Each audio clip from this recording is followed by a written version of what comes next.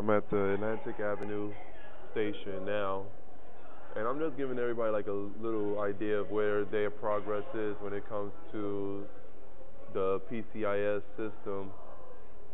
Um, just a few weeks ago, they didn't have any equipment done here, and so far you can see that they're actually putting the wiring for the northbound platform on the 2 and the 3. So I guess in a few weeks or so, you probably have this one up and running as well. So far, it looks to me that they're working out in Brooklyn first, and in the North Manhattan on a one line before they end up doing everybody else. Probably the center of Manhattan and certain areas where high volume will be probably later on this year, probably mid to late, depending on where station they're at.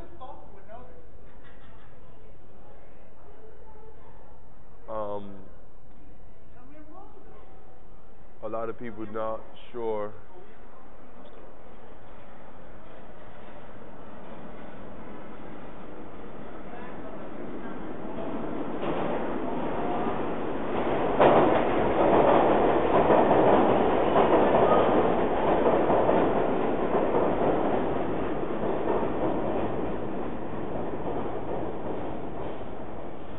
This system is, like I was saying in my last videos, is a lot better than the old system that's run on the L line, and a lot of people have mixed reviews. I'm going to try in upcoming videos to see if I can get people's overall understanding of it, to see if they can change their old habits of actually leaning over the platform edge to see if you can see a train coming down the line.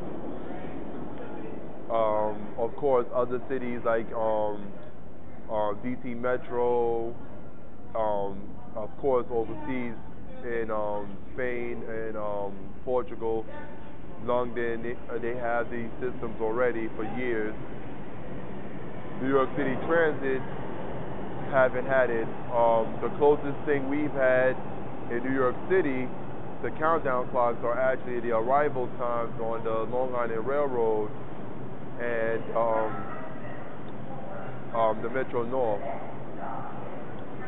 Now, those systems are not countdown clocks.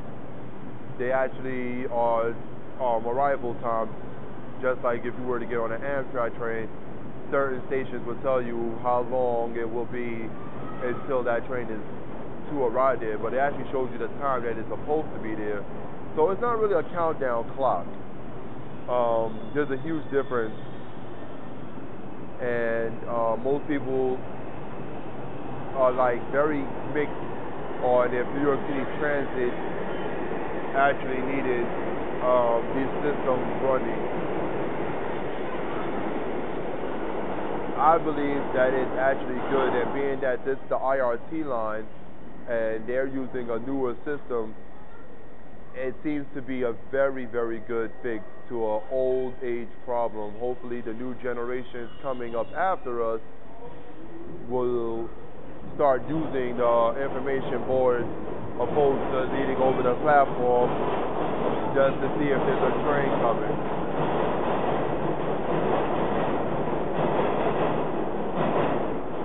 Also, I've noticed that for years people don't really read the service changes, which is actually always posted on Thursday for the weekend and overnight changes.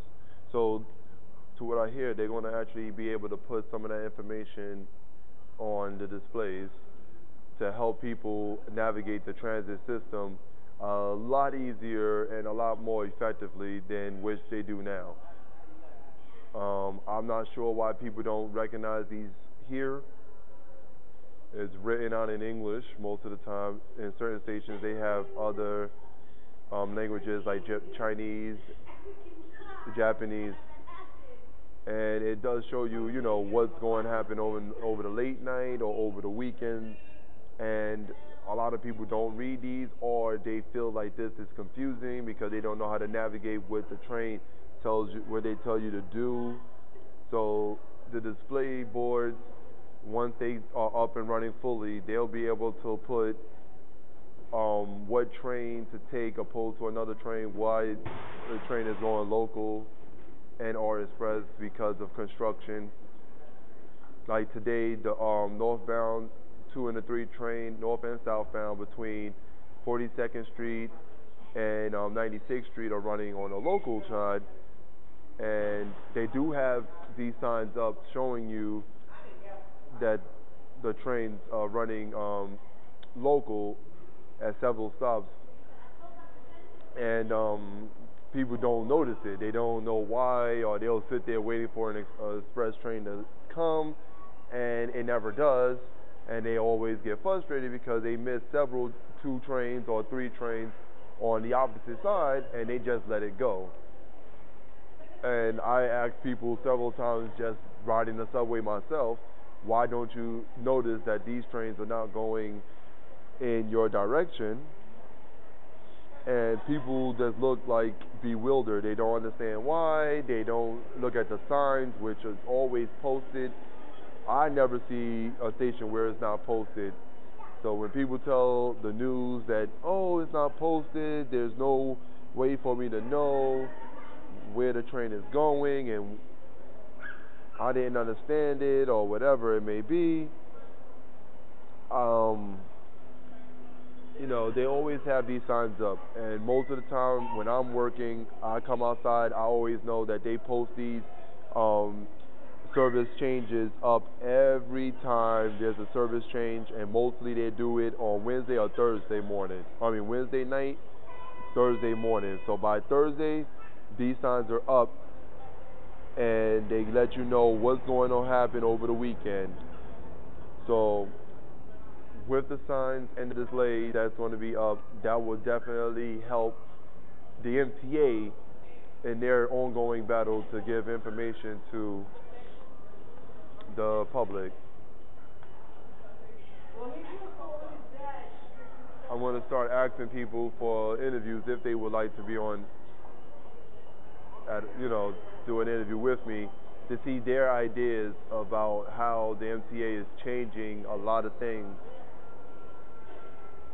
A lot of people say that the transit system is not giving enough information, and I don't believe that, because I hear on all the new trains, which is the R142s that everybody knows and are used to, on the 2 train and the 4 and the 5 and the 6 train, you got the R142s running, and now you even have the R160s running up on the N and the R and the W trains, and they are very clear. And even some of the older trains are running, and they still are very clear. A lot of times you can very much understand what they're saying. So in the upcoming video, I will try to get the public's idea of what's going on, what they feel is the problem, and probably even clear up some of the static that they don't understand.